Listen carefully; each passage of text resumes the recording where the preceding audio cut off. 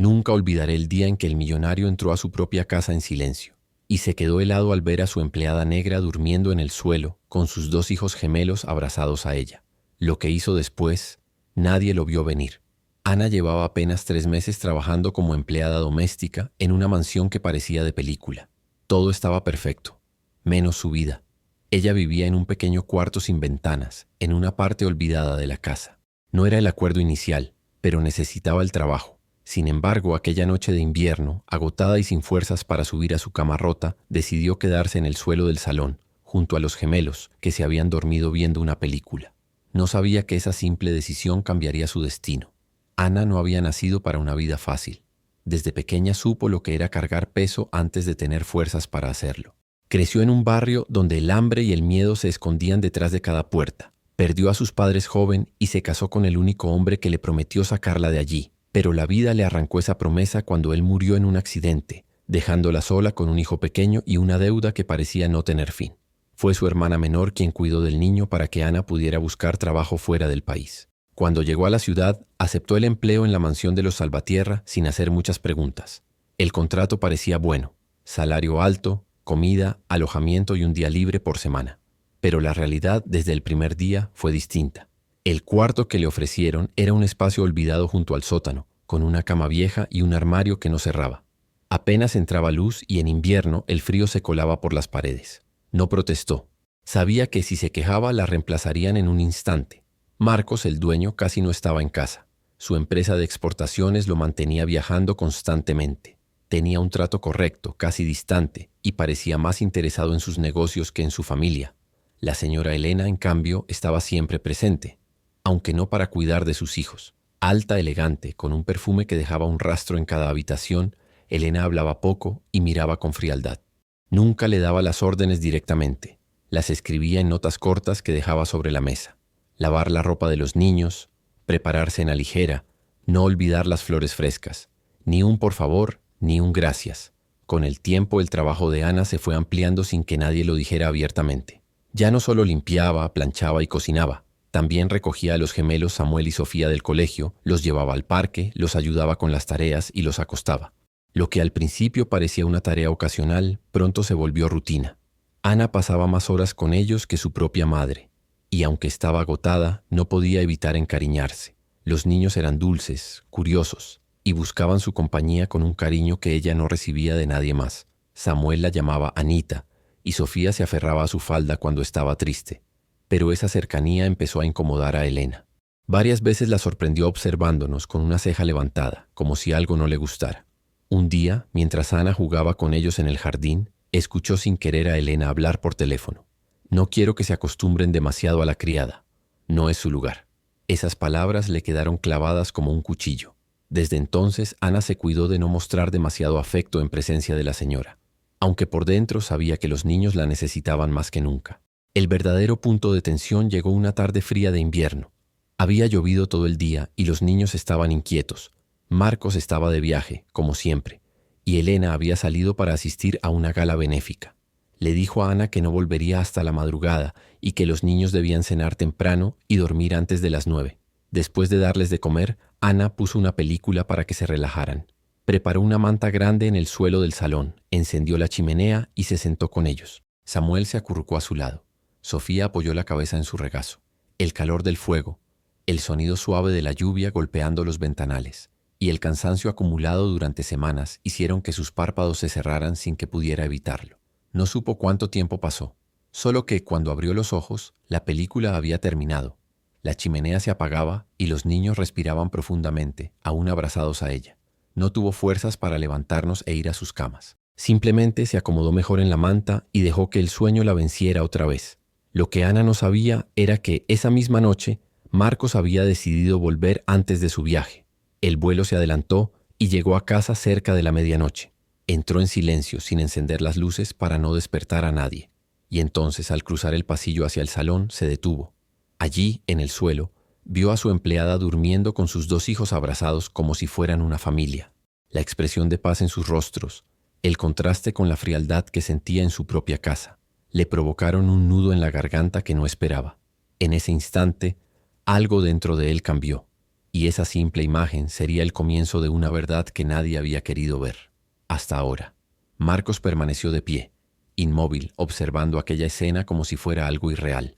La luz tenue de la chimenea proyectaba sombras suaves sobre los rostros de Ana y de sus hijos. Samuel, con el brazo pequeño alrededor del cuello de ella, respiraba tranquilo.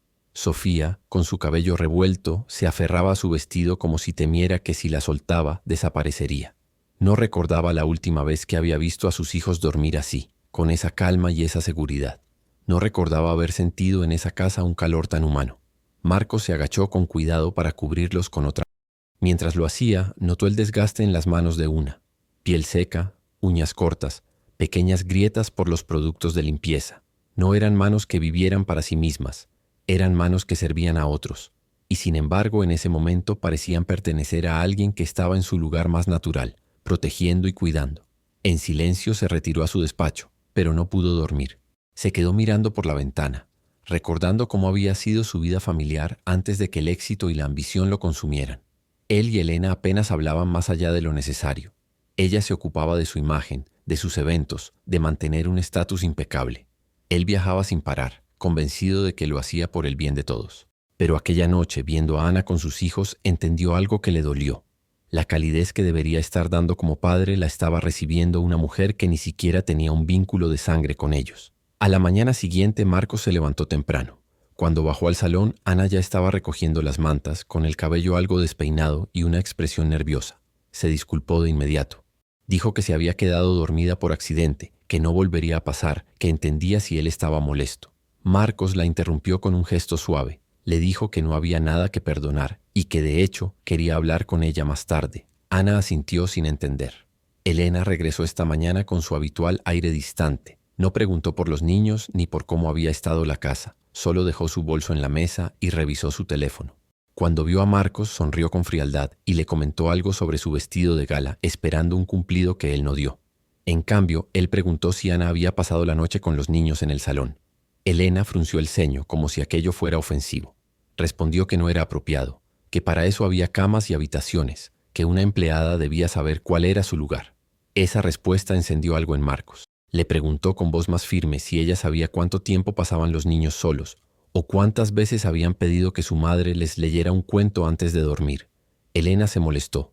Dijo que no estaba para discutir, que Ana era solo parte del personal, y que cuanto menos se mezclara emocionalmente mejor. Marcos no insistió, pero algo dentro de él ya estaba decidido.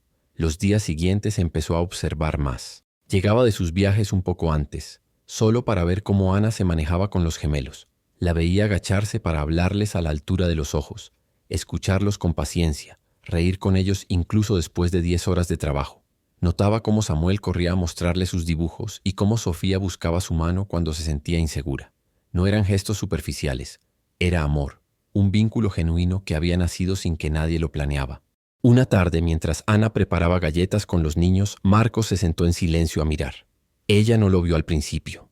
Estaba concentrada en ayudar a Sofía a medir la harina y en asegurarse de que Samuel no metiera demasiadas chispas de chocolate en la mezcla. Marcos sonrió sin querer. Cuando por fin Ana lo notó, se ruborizó y le ofreció una galleta aún caliente. Él aceptó, y por primera vez en mucho tiempo sintió que comía algo hecho con verdadera dedicación, no con la precisión fría del chef de la casa, pero la tensión con Elena creció. Ella empezó a reducir el tiempo que Ana pasaba con los niños, alegando que necesitaban más disciplina.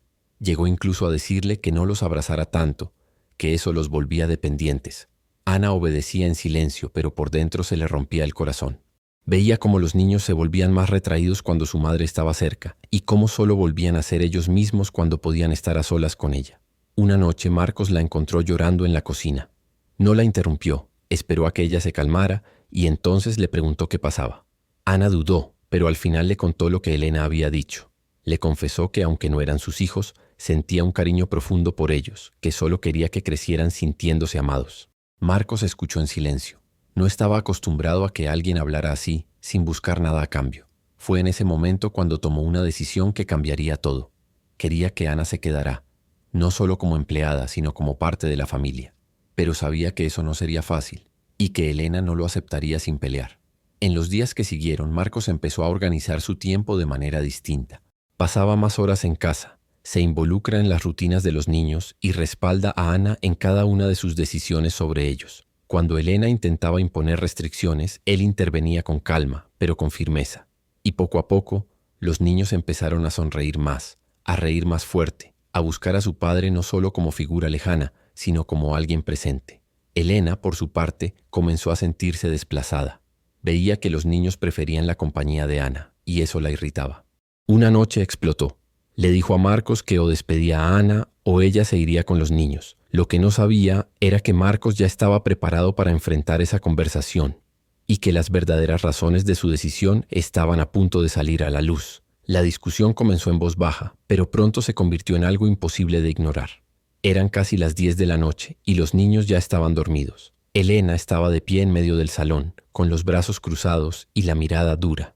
Marcos, sentado en el sofá, la observaba en silencio, dejando que dijera todo lo que llevaba días acumulando. «No puedo más con esta situación», dijo ella, clavando sus palabras como cuchillos. «Esa mujer se está metiendo demasiado en la vida de los niños. Ya no me escuchan, ya no me buscan. Todo es Ana dijo o Ana hizo. Esto no es sano, y si no la despides, me voy de esta casa». Marcos respiró hondo. Durante años había cedido ante las exigencias de Elena para evitar discusiones, pero esta vez algo en él estaba firme como una roca. La imagen de Ana durmiendo con los gemelos, la sinceridad en sus lágrimas aquella noche en la cocina. Todo eso le había mostrado una verdad que no podía ignorar. «No voy a despedirla», dijo con calma. «Y si decides irte, lo entenderé». Elena se quedó inmóvil como si no hubiera escuchado bien. «¿Cómo lo entenderás?», repitió elevando la voz. «¿Estás eligiendo a la empleada por encima de tu esposa y tus hijos?»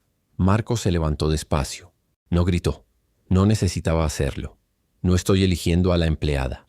Estoy eligiendo lo que es mejor para mis hijos. Y lo que es mejor es que crezcan rodeados de amor». Elena se rió con incredulidad, pero esa risa tenía más de nerviosismo que de burla. «¿Amor? ¿De una extraña que contratamos para limpiar?», escupió. «Por favor, amor de alguien que se ha ganado su confianza, que ha estado aquí cuando nosotros no estábamos, que les ha dado lo que ni tú ni yo les hemos dado en años, presencia». Las palabras de Marcos hicieron que un silencio incómodo llenara la habitación. Elena miró hacia un lado, pero él continuó. «¿Sabes cuántas veces Samuel me ha dicho que no recuerda la última vez que le leíste un cuento? ¿O cuántas veces Sofía me preguntó si ibas a ir a su función de danza? Ellos no se sienten vistos por ti, Elena. Y eso duele. Pero es la verdad». Por primera vez en mucho tiempo, Elena no tuvo una respuesta inmediata. Marcos la observó, esperando que dijera algo. Pero ella solo se quedó en silencio, con el orgullo herido y la mirada fría. «Y hay algo más que necesitas saber», añadió él dando un paso hacia ella. «Ana no es solo una empleada. Antes de venir aquí, perdió a su esposo en un accidente. Dejó a su propio hijo al cuidado de su hermana para poder trabajar y enviarle dinero. Y aún así, trata a nuestros hijos como si fueran suyos. Nunca pidió nada más que el salario acordado. Nunca se quejó, ni siquiera cuando le diste un cuarto en el sótano». Elena apretó los labios, pero no dijo nada. «Yo he estado ciego todos estos años», continuó Marcos. «Creí que darles una casa grande y un apellido reconocido era suficiente. Pero anoche, cuando vi a Ana en el suelo con los gemelos, entendí que ellos no necesitan más lujo. Necesitan cariño. Necesitan sentirse importantes». En ese momento, una voz suave interrumpió. Ana estaba de pie en la entrada, con el rostro pálido. No sabía cuánto había escuchado, pero era evidente que había oído más de lo que quería. «Señora», dijo con voz temblorosa, «no quiero causar problemas. Si mi presencia divide a esta familia, puedo irme mañana mismo». Marcos se giró hacia ella y negó con la cabeza. «No, no vas a irte. No mientras yo tenga algo que decir». Elena dio un paso hacia Ana con una sonrisa que no llegaba a sus ojos. «Creo que ya quedó claro lo que está pasando aquí», dijo con desdén. «Tú te has aprovechado de la situación». Pero antes de que pudiera seguir, Sofía bajó las escaleras, frotándose los ojos, seguida por Samuel. «Papá, ¿por qué están gritando?», preguntó Samuel con la voz adormilada. Marcos se agachó para mirarlos. «No estamos gritando, hijo. Solo estamos hablando de algo importante». Sofía, aún medio dormida, caminó directo hacia Ana y se abrazó a su pierna. «No dejes que se vaya, papá. Por favor». Ese simple ruego rompió cualquier resto de duda que quedará en la habitación. Elena miró a su hija, luego a Marcos, y comprendió que se había perdido. No a su marido, sino el vínculo con sus propios hijos. Marcos tomó la mano de Ana y delante de todos dijo: «Ana se queda, y a partir de hoy no es solo la persona que cuida de esta casa, es parte de nuestra familia. El silencio fue absoluto. Elena se giró y subió las escaleras sin decir una palabra. Ana, con lágrimas en los ojos, miró a los gemelos y los abrazó fuerte, sintiendo por primera vez que pertenecía a un lugar no solo por necesidad, sino porque alguien la había elegido. De verdad.